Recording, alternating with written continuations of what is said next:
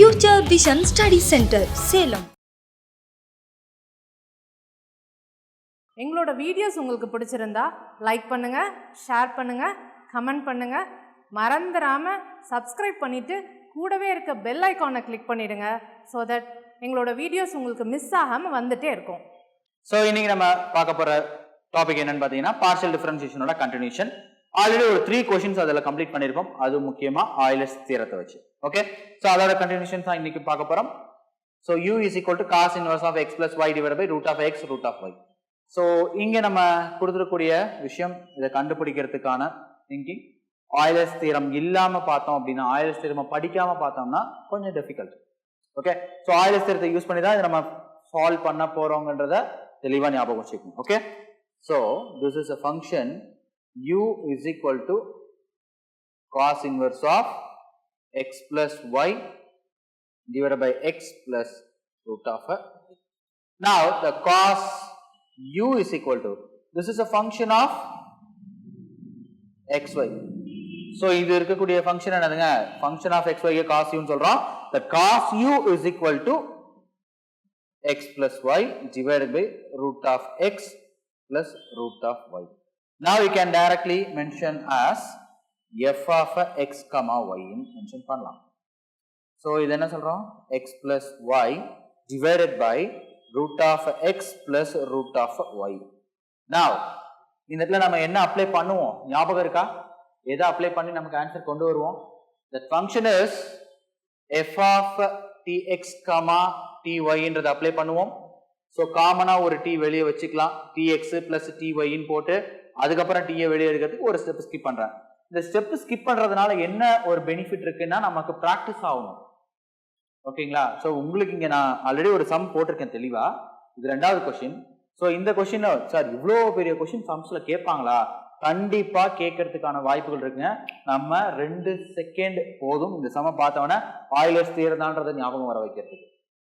அதுக்கப்புறம் இதை ப்ரொசீட் பண்றதுக்கான விஷயம் நம்ம எப்படினாலும் ஸ்டெப்பை ஸ்கிப் பண்ணி தான் போட போறோம் எக்ஸாம் டைம்ல. Okay, so we are doing in a competitive exam. So that's all.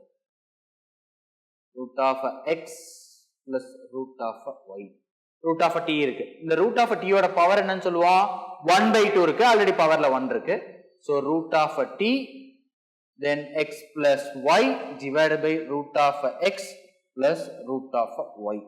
So that is a t power 1/2 f of x comma y. That means f of tx ty. So therefore it is a power is then n is equal to 1/2 ன்னு சொல்றோம். புரியுதுங்களா? n is equal to 1/2. This is positive integer தாங்க. n value is a purely positive integer or rational இருக்கு. அதனால எந்த தப்பும் இல்லை. Okay, so இப்போ we are going to apply the Euler's theorem.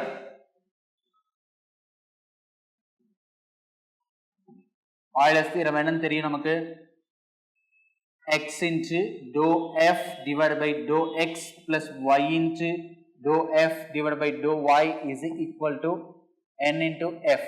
Here f is equal to cos u. So one time f ஒரு தடவை differentiate பண்ணோம்னா என்ன ஆன்சர் கிடைக்கும் நமக்கு? x into dou f ஒரு தடவை டிஃபரன்ஷியேட் பண்ணோம்னா என்ன ஆன்சர் கிடைக்கும்? ஓகே, so f ஒரு தடவை டிஃபரன்ஷியேட் பண்ணும்போது நமக்கு என்ன ஆன்சர் கிடைக்கும்னு பாத்தீங்கன்னா that number should be sin u minus of a sin u dou u by dou x plus y into again minus sin u dou u by dou y is equal to 1/2 into cos u. So இதுதான் நமக்கு answer கிடைக்கும். Right? So இப்போ காமனா இருக்கக்கூடிய sin u opposite side எடுத்துட்டு போறேன் அப்படின்றப்போ dou u by dou x plus y into dou u by dou y is equal to 1/2 of a cos u divided by minus of sin u. Therefore the answer will be minus 1/2 of cot. The answer என்ன கிடைக்குதுங்க? cot u ன்னு கிடைக்கும்.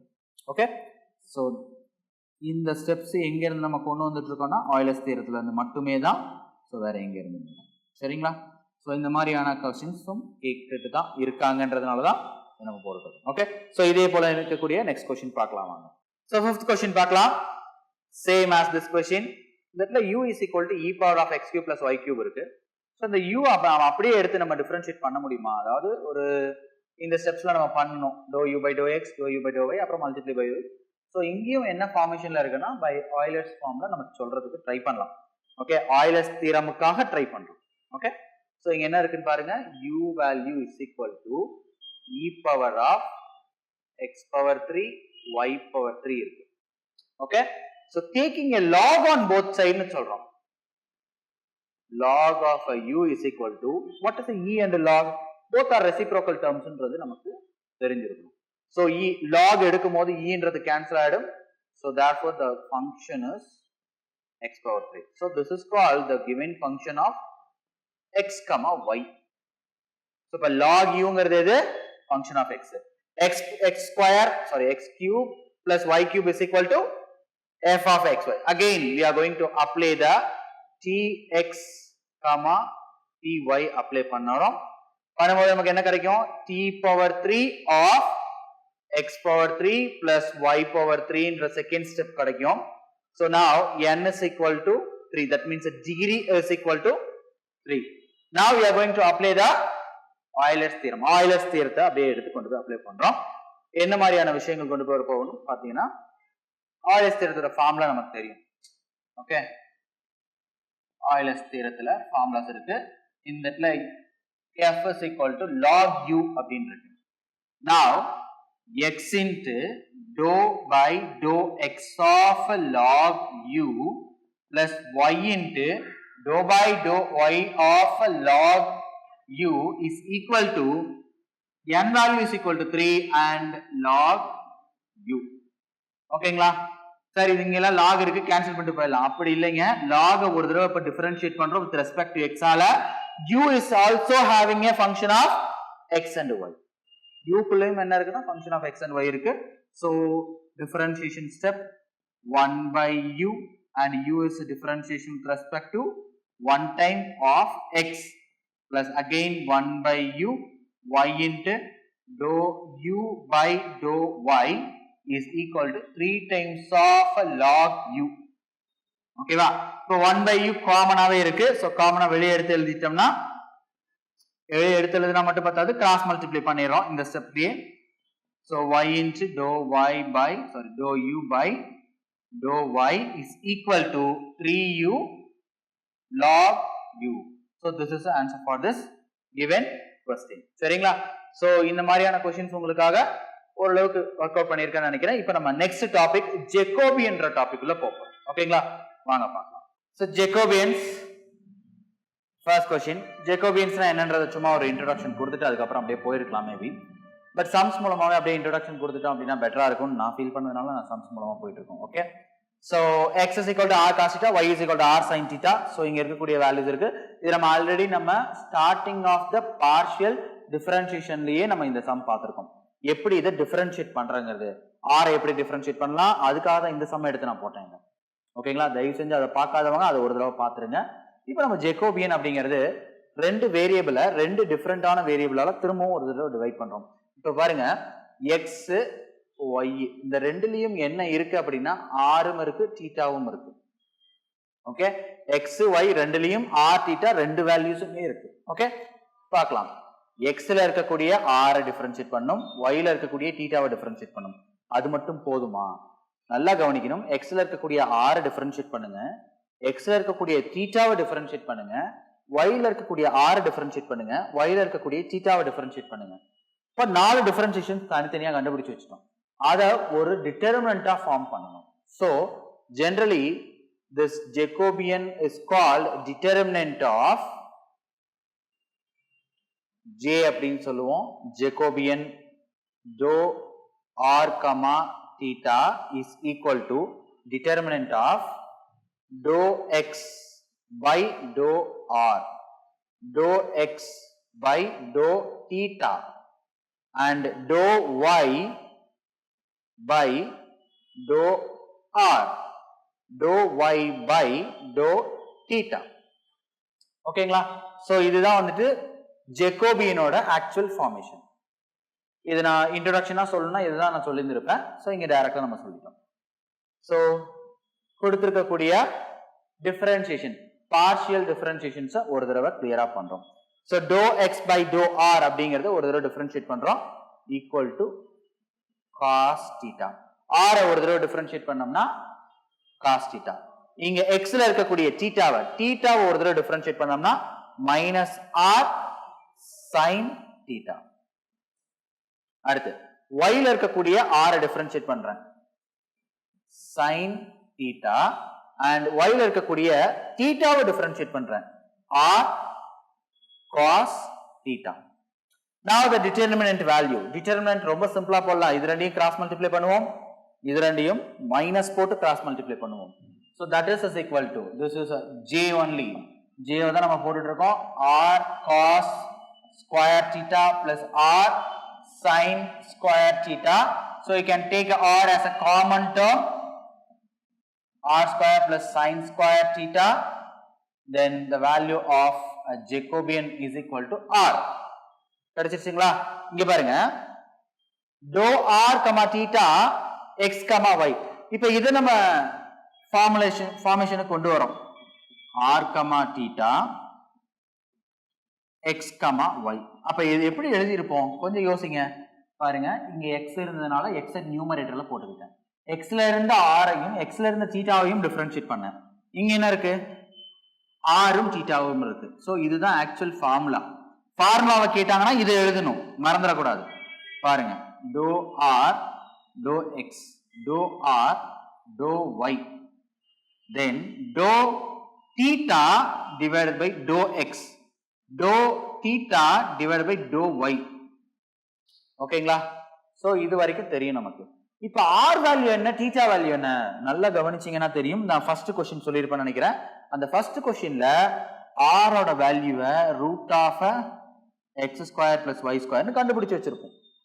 அதே போல தீட்டாவோட value என்ன tan inverse of y by x ன்னு கண்டுபிடிச்சு வச்சிருப்போம்.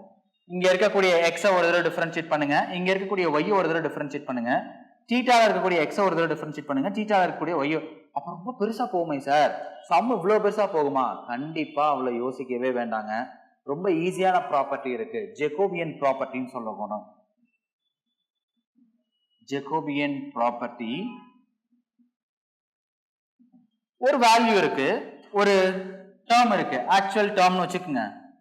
dou x, y divided by dou r, thetaவை சேம் இதோட மல்டிப்ளிகேஷன்ஸ் எப்படி இருக்கும்னு பாத்தீங்கன்னா into dou r, theta divided by dou x, y பண்ணும்போது answer should be 1. That means this is a j ன்னு வச்சுக்கிட்டோம்னா multiply by j dash, அதோட ரெசிப்ரோக்கல் தானே இது, இங்க பாத்தீங்கன்னா தெரிஞ்சிருக்கும், இதோட ரெசிப்ரோக்கல் தான். அப்ப ஒரு நம்பரையும் ஒரு நம்பரோட ரெசிப்ரோக்கலையும் மல்டிப்ளை பண்ணும்போது மல்டிப்ளிகேட்டிவ் ஐடென்டிட்டி 1 கிடைக்கும். அதே ப்ராப்பர்ட்டி அப்படியே use பண்றோங்க. so here j dash is equal to 1 by j. அப்ப இங்க j என்னன்றது நமக்கு தெரிஞ்சிருக்கும். அப்ப இத நம்ம என்னன்னு நம்ம நேம் மென்ஷன் பண்ணிக்கணும், j dash கண்டுபிடிக்க போறோம். j dash is equal to 1 by j. we know what is the value of a j, r. இதை நீங்க டிஃபரன்ஷியேட் பண்ணி நல்லா கவனிச்சுக்கங்க. r வேல்யூவை எடுத்து ஒரு தடவை டிஃபரன்ஷியேஷன் ஆஃப் x, ஒரு தடவை differentiation of y, theta value எடுத்து differentiation of x, differentiation of y, அப்புறம் இந்த கிராஸ் மல்டிப்ளை எல்லாம் போட்டு ஆன்சர் கடைசியா கொண்டு வந்தாலும் 1 by r தான் கிடைக்கும். புரியுதுங்களா? சோ இந்த 1 by r அப்படிங்கறதே தான் கிடைக்கும். இது ஒன் ஆஃப் த ப்ராப்பர்ட்டிங்க. பாத்தீங்கன்னா j அப்படிங்கிறது ஒரிஜினல் டேர்ம். ஒரிஜினல் டேர்ம்ன்றது நான் எதை மென்ஷன் பண்றேன்னா டைரக்டா என்னால டிஃபரன்ஷியேட் பண்ண முடியும் ஈஸியா. எக்ஸ்ல இருக்கக்கூடிய r அண்ட் ஈஸியா பண்ணிதான் தீட்டாவை டிஃபரன்ஷியேட் பண்ணிட்டேன், ஈஸியா ஆன்சர் கிடைச்சிருச்சு எனக்கு. அப்ப ஆப்போசிட் சைடு கேக்குறான், அப்ப ரெசிப்ரோக்கல் டேர்ம்னு வச்சுக்கிறேன். சோ j dash எனக்கு தேவைன்னா 1 by j போடுறேன், 1 by r கிடைச்சிடும். அப்ப டைரக்டா j dash கேக்குறான் சார், இதெல்லாம் கேட்கவே இல்லை, இது எங்களுக்கு கேட்கலங்க.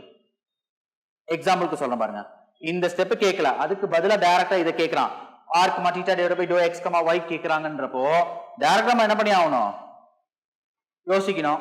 இந்த ஃபார்முலா எழுதுவேன், எழுதிட்டு இப்படியா போட போறோம்? கண்டிப்பா கிடையாதுங்க. எது நமக்கு ஈஸியாக டிஃபரன்ஷியேட் ஆகுமோ அந்த டேர்மை ஃபர்ஸ்ட் பண்ணுங்க, இதை டிஃபரன்ஷியேட் பண்ணி அதுக்கப்புறம் அதுக்கு ரெசிப்ரோக்கல் எடுத்துக்கணும். புரியுதுங்களா? ஸோ ரொம்ப சிம்பிளா தான் சொல்லியிருக்கேன். இது ஒரு 2x2 மேட்ரிக்ஸ் மாதிரி தான் கொடுத்துருக்கோம். இதே 3x3யும் இருக்கு, போலாம். இதே இடத்துல r, θ, π, x, y, z அடுத்த ஒரு ஸ்டெப் முன்னாடி ஃபார்வர்ட் பண்ணி போலாம். இன்டகிரேஷன்ஸ்குள்ள இதே ஃபார்முலா யூஸ் பண்ணி நம்ம ஆன்சர்ஸ் போட வேண்டியிருக்கு. ஜெகோபியன்ற டாபிக் ஆக்சுவலா இன்டகிரல்ல யூஸ் பண்ணுவோம். ஏன் இங்கே இன்ட்ரோடியூஸ் பண்ணிட்டேன்னா, because it is a partial derivative. Partial டெரிவேட்டிவ்ல ஒன் ஆஃப் த மெயின் டாபிக்னு சொல்லுவோம்.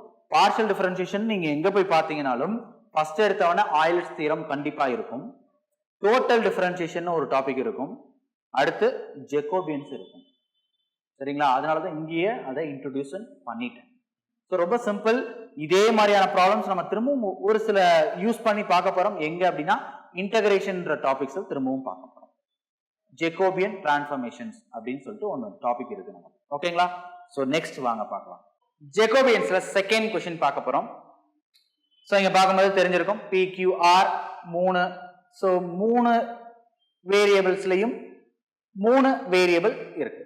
ஸோ Pல XYZ இருக்கு, Qல XYZ இருக்கு, Rலையும் XYZ இருக்கு. ஓகே, ஸோ என்ன பண்ண போறோம் அப்படின்னா Jacobians, this is Jacobian of PQR divided by dou of x, y, z is equal to, so நம்ம ஆல்ரெடி சொல்லியிருக்கோம் ஜெகோபியன் என்ன, determinant of the first one P divided by dou x, P ல இருக்கக்கூடிய x differentiate பண்ணணும், dou P divided by dou y, P ல இருக்கக்கூடிய y differentiate பண்றேன். Partially டிஃபரன்ஷியேஷன்ஸ் தான், அதனால தான் இங்க dou யூஸ் பண்ணிட்டு இருக்கோம். அடுத்து அதே போல Q ஃபார்முலா பார்க்கறதுக்கு ஈஸியா தெரிஞ்சாலும் ஒரு தடவை எழுதி பார்க்கறது நல்லது. சார் ரொம்ப ஈஸி தான் சார், பார்த்துக்கலாம் சார் அப்படின்ற ஒரு லாஜிக் வேண்டவே வேண்டாம். Okay, next R, dou R by dou x, dou R by dou y, dou R by dou z. So இதுக்கான ஆன்சர்ஸ் தான் நம்ம இங்க போட போறோம். ஓகேங்களா? ஸோ திஸ் இஸ் ஜேனே வச்சுக்கிறேன். Jacobian dou P by dou x, இங்க இருக்கக்கூடிய x மட்டும் டிஃபரன்ஷியேட் பண்றேன். என்ன ஆன்சர் கிடைக்கும்? எனக்கு 3 னு கிடைக்கும். அடுத்து y மட்டும் டிஃபரன்ஷியேட் பண்றேன், 2 கிடைக்கும், -1 கிடைக்கும். சோ அடுத்ததுல இருக்கக்கூடிய q ல இருக்கக்கூடிய x டிஃபரன்ஷியேட் பண்றேன் 1, y டிஃபரன்ஷியேட் பண்றேன் -2, z டிஃபரன்ஷியேட் பண்றேன் 1. அண்ட் அகைன் r ல இருக்கக்கூடிய பாருங்க x 1 2 -1.